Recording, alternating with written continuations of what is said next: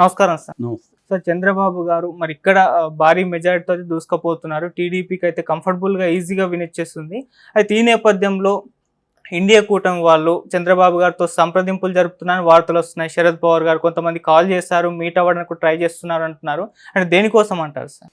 యాక్చువల్గా చంద్రబాబు నిజానికి ఆయన బీజేపీ వాళ్ళు చంద్రబాబుతో కలవకూడదు అనుకున్నారు. యాక్చువల్గా నిజానికి జగన్కే ఫస్ట్ ఆఫర్ ఇచ్చారని చెప్తారు. అవును. సో జగన్ ఏమో నేను ఎన్డీఏలో చేరలేను, నాకు ఇక్కడ మైనార్టీ ఓట్లు ఇబ్బంది అవుతుంది అని జగన్ రిజెక్ట్ చేశాడు. బట్ మీకు నేను ఇంతకుముందు ఎలాగ మద్దతు ఇస్తున్నాను అలాగే ఇస్తానని చెప్పాడు. బట్ చంద్రబాబు చాలా స్ట్రాంగ్గా ట్రై చేయడం, పవన్ కళ్యాణ్ కూడా గట్టిగా ట్రై చేయడం వల్లనే బీజేపీ ఒప్పుకునింది. యాక్చువల్గా మనకి అది పవన్ కళ్యాణ్ కూడా చెప్పాడు కూడా, నేను చాలా భంగపడ్డాను, వాళ్ళ దగ్గర తిట్లు కూడా తిన్నాను, ఇవన్నీ కూడా చెప్పాడు.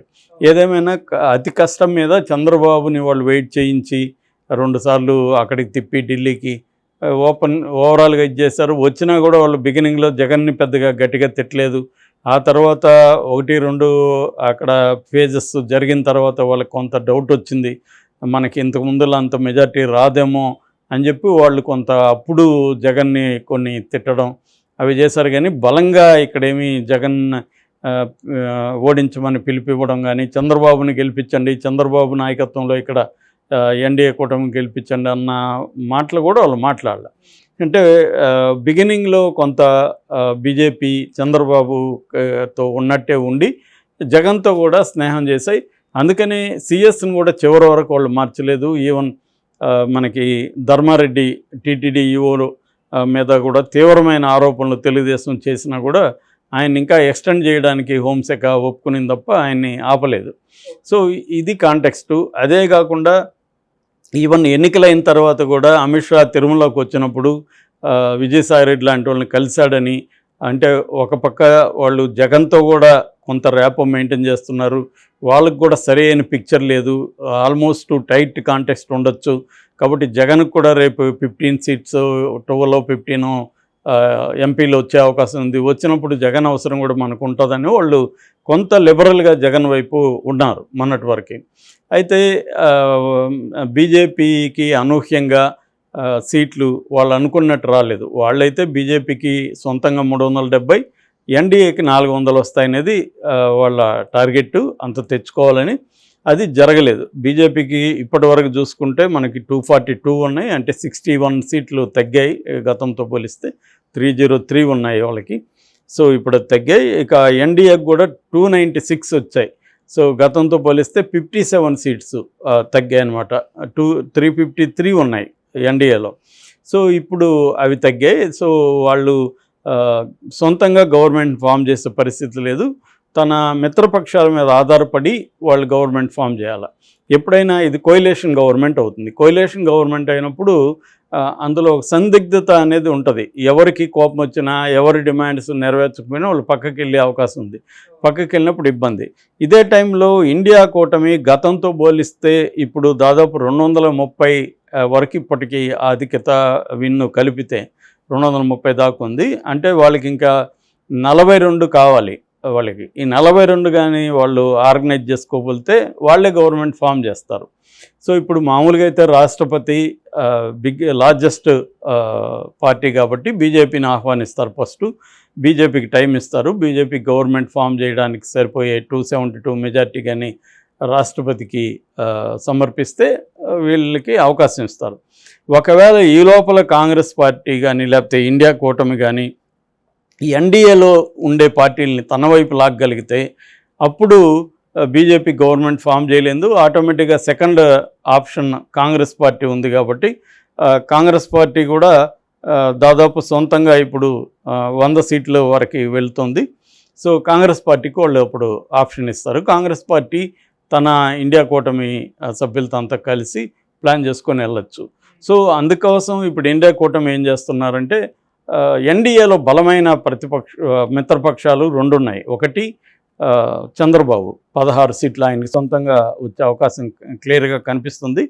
రెండవది నితీష్ కుమార్ ఆధ్వర్యంలో ఉండే జేడీయూ జనతాదళ్.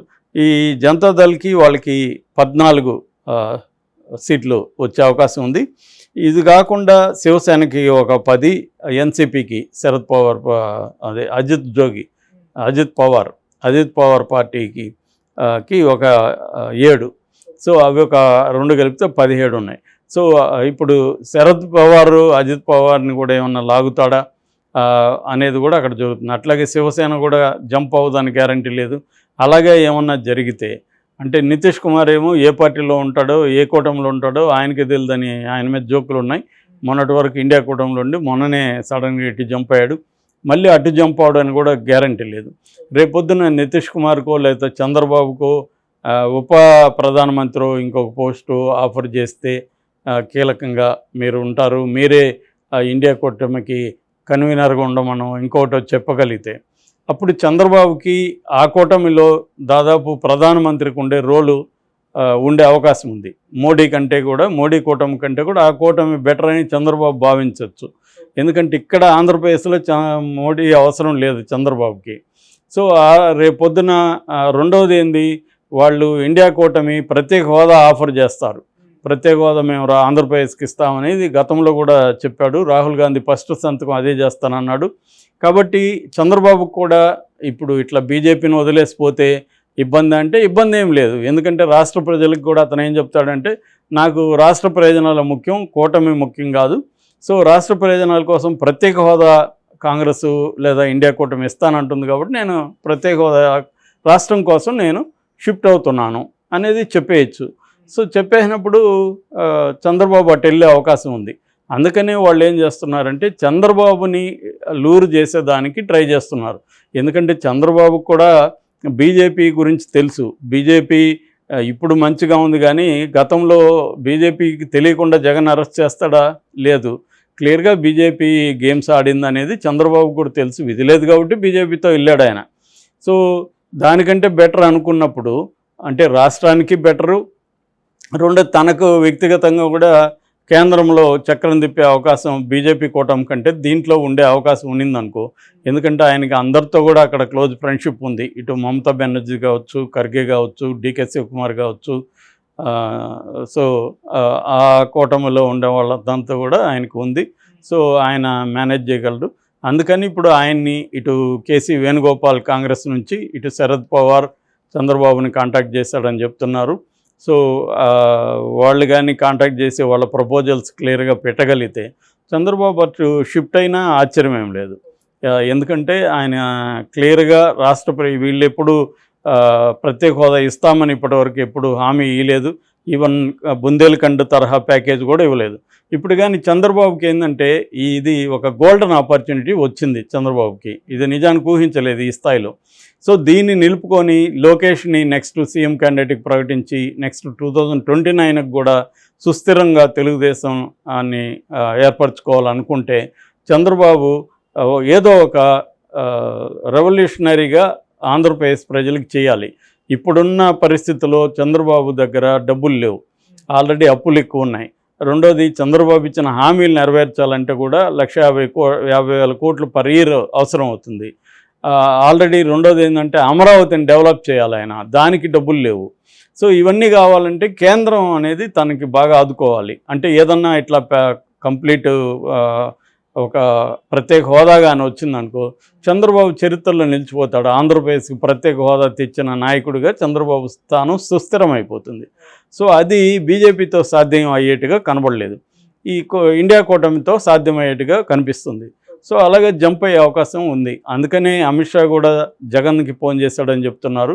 అంటే అమిత్ షా వాళ్ళకి కూడా ఈ డౌట్ ఉందా, చంద్రబాబు ఒకవేళ షిఫ్ట్ అయితే మనం వేరే పార్టీల్లో 1, 2, 3, 4 ఏరుకొని మన వైపు తెచ్చుకొని మనం గవర్నమెంట్ ఫామ్ చేయాలనేది వాళ్ళకు కూడా ఉందా అన్న డౌట్ అయితే వస్తుంది.